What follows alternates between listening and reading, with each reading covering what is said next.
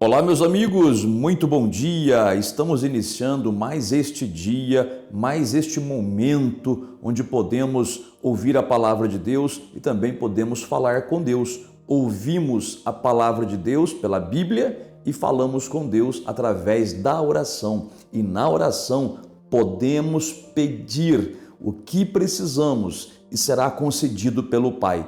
Isto é promessa de Deus. Está aqui, ó, olha a referência bíblica aí, ó. Podemos pedir que nós vamos receber. Agora, existem condições, não é?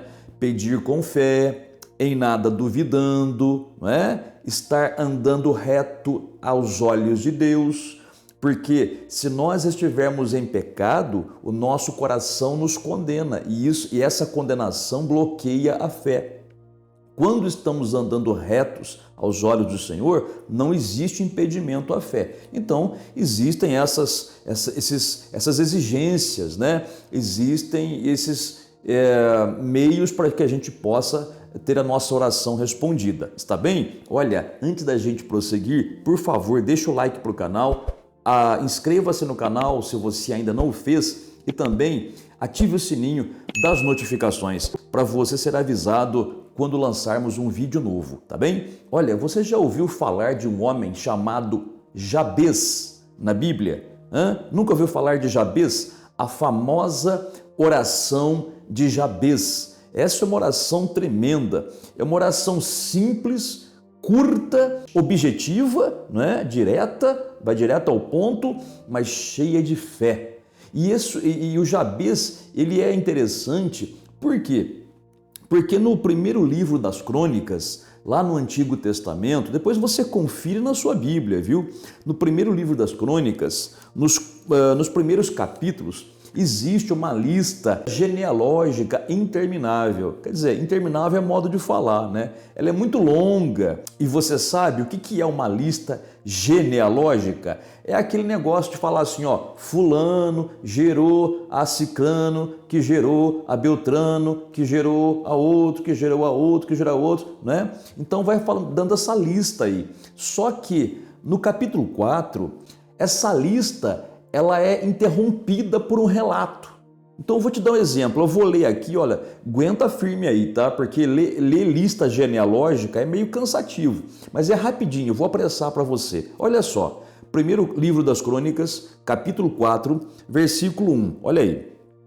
Os filhos de Judá foram Pérez, Esrom, Carmi, Hur e Sobal. Reaías, filho de Sobal, gerou a Jaate. Jaate gerou a Almaí e Alaade. São estas as famílias dos Zoraitas. Estes foram os filhos do pai de Etã, Jezreel, Isma, Idbás, e era o nome da irmã deles, Hazelelpone.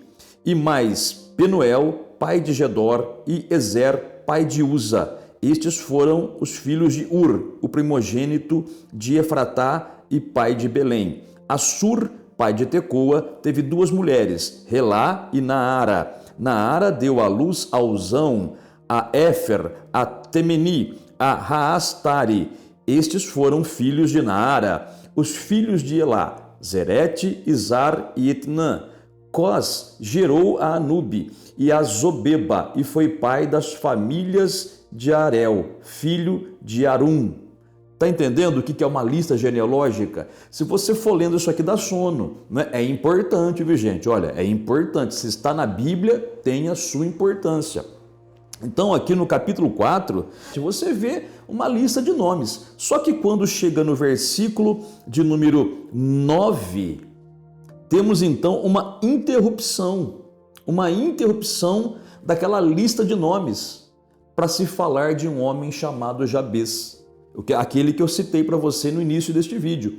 Olha o que a Bíblia diz a respeito dele. Em vez de continuar aquela lista de nome, um gerou ao outro, outro gerou ao outro. Olha o que a Bíblia diz. Foi Jabez mais ilustre do que seus irmãos. Sua mãe chamou-lhe Jabez dizendo, porque com dores o dei à luz.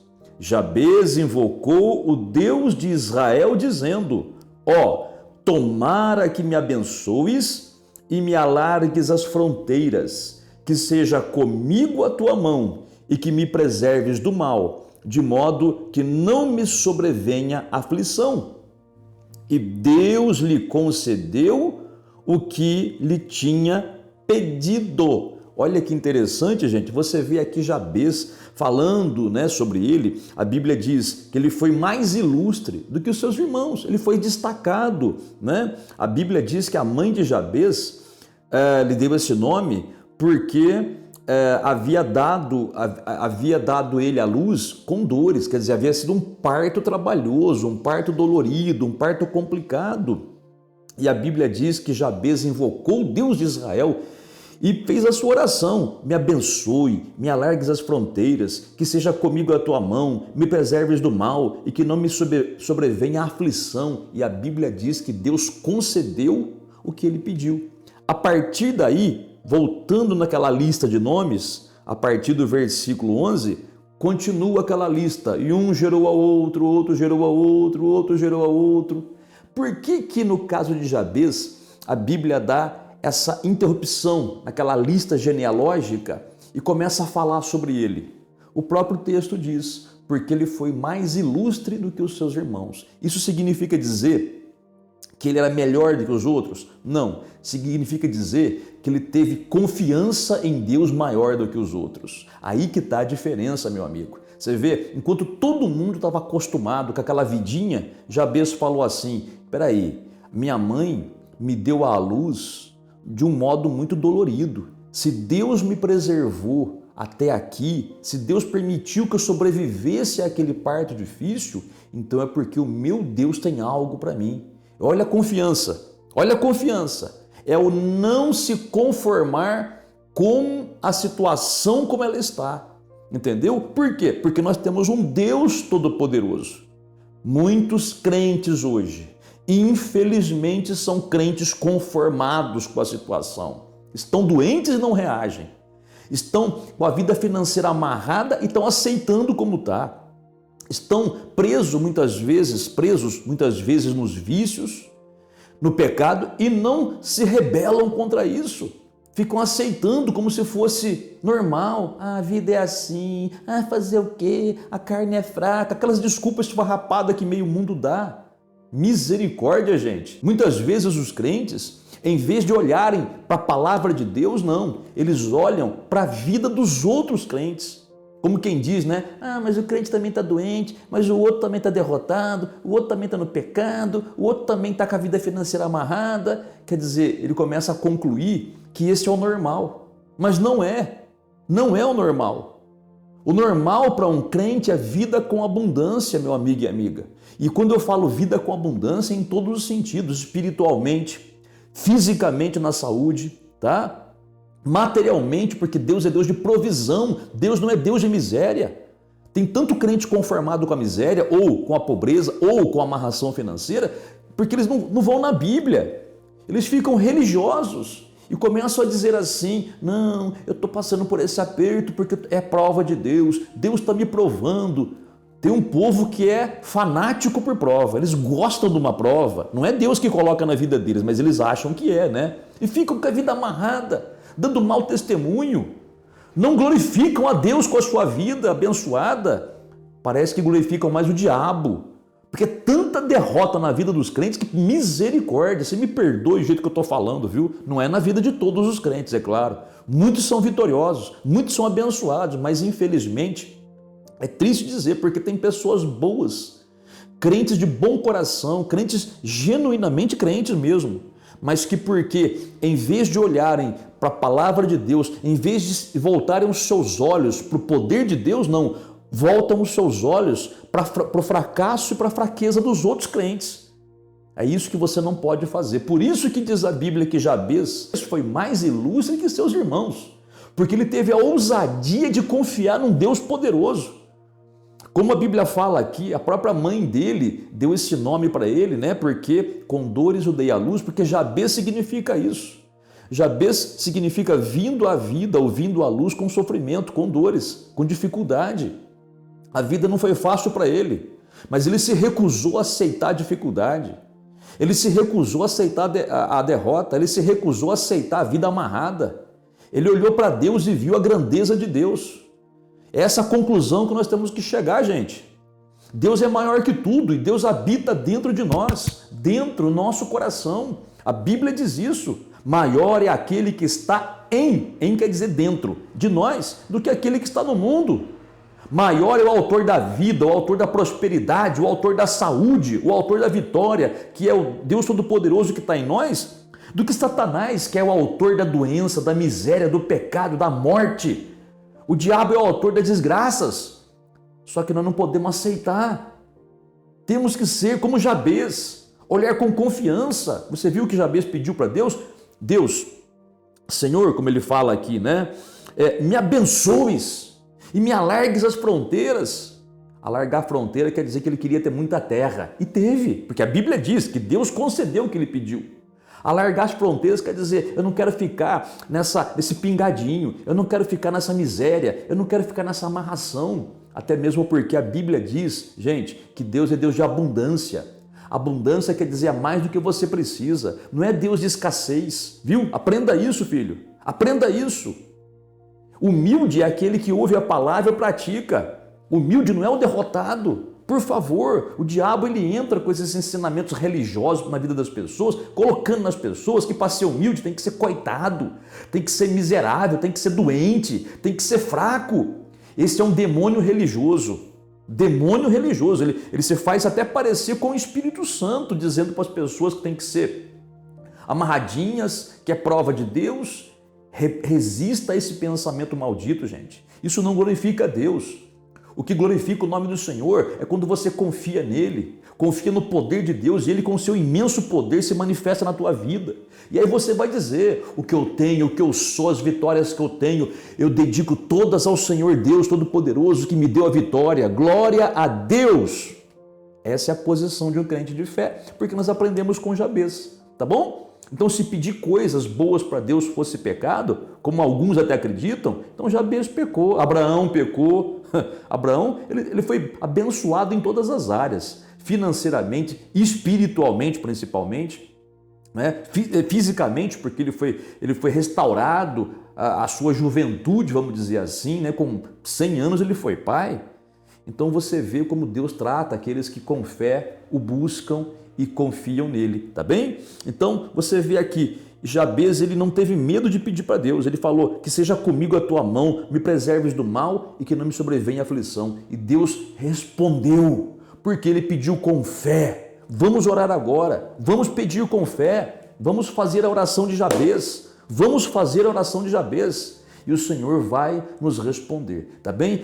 Nós vamos orar agora, só que no começo da oração, eu gostaria que você repetisse comigo a oração de Jabez como ela está na Bíblia. Pode ser assim? Pode ser assim? Então vamos primeiro fazer a oração de Jabez como está na Bíblia. Depois a gente vai fazer a oração particular. Você ora como você quer, eu oro aqui, tá bom? Mas inicialmente vamos fazer a oração de Jabez. Correto? Oremos ao Pai então. Quando eu pedir para você repetir, você repita. Pode ser? Muito bem. Oremos ao Pai, então. Vou iniciar a oração, daqui a pouco nós fazemos a oração de Jabez e depois a nossa oração particular. Pai amado, Pai santo, em nome do Senhor Jesus, entramos em Tua presença maravilhosa, te dando graças pela Tua presença em nossa vida, te dando graças porque o Senhor é aquele que habita dentro de nós, na pessoa do Espírito Santo. Glórias ao Senhor. Obrigado, Senhor, pelo Senhor ser o nosso Deus Todo-Poderoso e não há outro Deus.